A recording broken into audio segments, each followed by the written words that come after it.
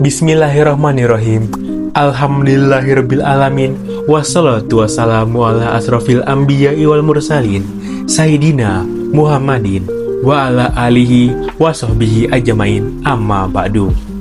Assalamualaikum warahmatullahi wabarakatuh. Yang saya hormati Bapak Aris SPDI selaku dosen pengampu mata kuliah Pendidikan Agama Islam dan teman-teman yang saya banggakan. Puji syukur kita panjatkan kehadirat Allah Subhanahu wa Ta'ala, karena atas rahmat dan karunia-Nya lah kita masih diberikan kesempatan untuk hadir dan menyelesaikan tugas presentasi ini dengan baik. Selawat serta salam semoga senantiasa tercurahkan kepada junjungan kita Nabi Muhammad SAW, kepada keluarganya, para sahabat, dan kita semua selaku umat hingga akhir zaman.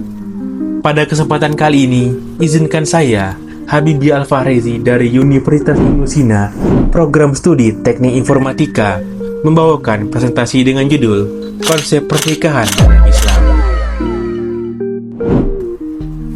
Dalam Islam, pernikahan atau nikah secara bahasa berasal dari kata yang berarti berkumpul atau menyatu. Secara istilah, nikah adalah akad suci yang menghalalkan hubungan antara laki-laki dan juga perempuan yang bukan mahram, dengan cara dan syarat tertentu yang telah diatur oleh syariat Islam. Nah, pernikahan itu bukan sekedar perjanjian biasa seperti kontrak jual beli atau kerjasama bisnis.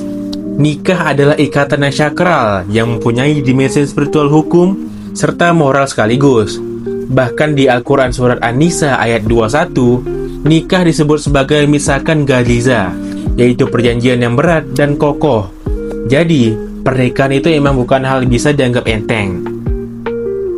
Setiap perilaku dalam rumah tangga, mulai dari cara suami mencari nafkah, cara istri mendidik anak, hingga cara pasangan saling menyayangi, itu semua bernilai ibadah dan mendapatkan pahala dari Allah Subhanahu wa Ta'ala.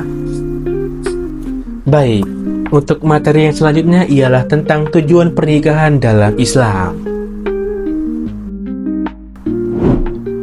Dalam Islam, pernikahan tidak hanya untuk memenuhi kebutuhan biologis saja, tetapi juga memiliki tujuan yang lebih luas.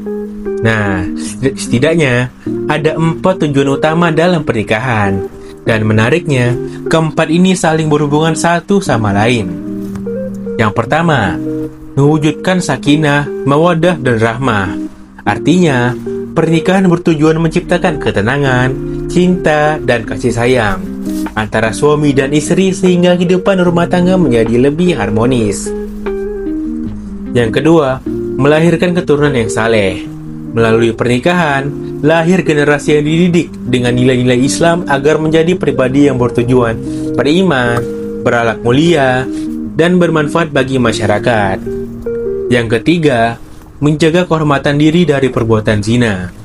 Pernikahan menjadi jalan yang halal untuk menyalurkan fitrah manusia, sekaligus melindungi diri dari perbuatan yang dilarang oleh agama. Yang keempat, membangun keluarga yang harmonis sebagai dasar masyarakat. Keluarga merupakan lingkungan pertama, tempat seseorang belajar nilai moral dan tanggung jawab. Oleh karena itu, keluarga yang baik akan membantu menciptakan masyarakat yang baik pula. Dengan demikian, pernikahan bukan hanya ikatan antara dua individu, tetapi juga ibadah yang memiliki manfaat bagi keluarga, masyarakat, dan juga agama.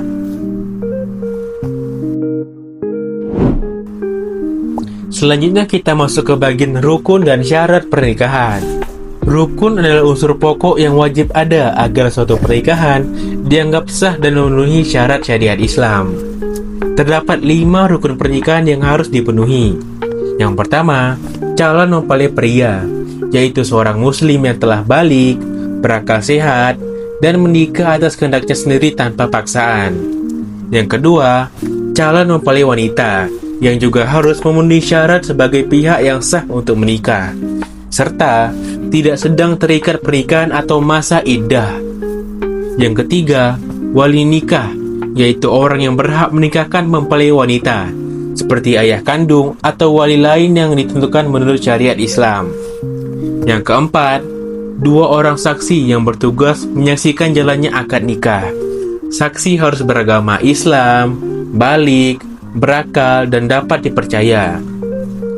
Yang kelima, ijab dan kabul, yaitu proses akad nikah berupa pernyataan penyerahan dari wali dan penerima oleh mempelai pria sebagai tanda kesepakatan pernikahan.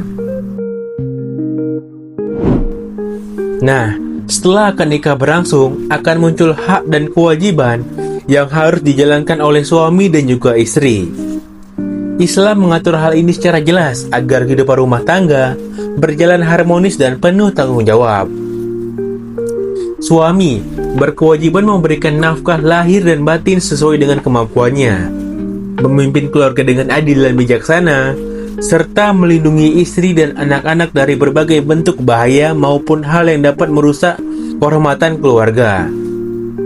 Istri berkewajiban menjaga kehormatan diri dan rumah tangga, mendidik anak-anak dengan nilai-nilai Islam, serta mengelola kehidupan keluarga dengan baik, sehingga tercipta suasana yang nyaman dan penuh ketenangan. Sebagai penutup, dapat disimpulkan bahwa pernikahan dalam Islam merupakan ibadah dan akad suci yang memiliki tujuan mulia, yaitu mewujudkan keluarga yang sakinah, mawaddah, warahmah. Tujuan tersebut dapat tercapai apabila setiap pasangan memahami dan menjalankan rukun, syarat, serta dan kewajibannya dengan baik. Baik, demikian presentasi yang dapat saya sampaikan mengenai konsep pernikahan dalam Islam.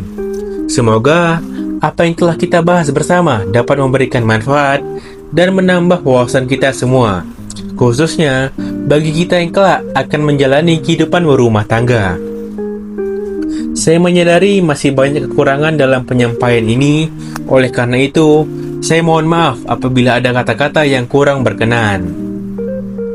Akhir kata, saya ucapkan terima kasih atas perhatiannya. Wassalamualaikum warahmatullahi wabarakatuh.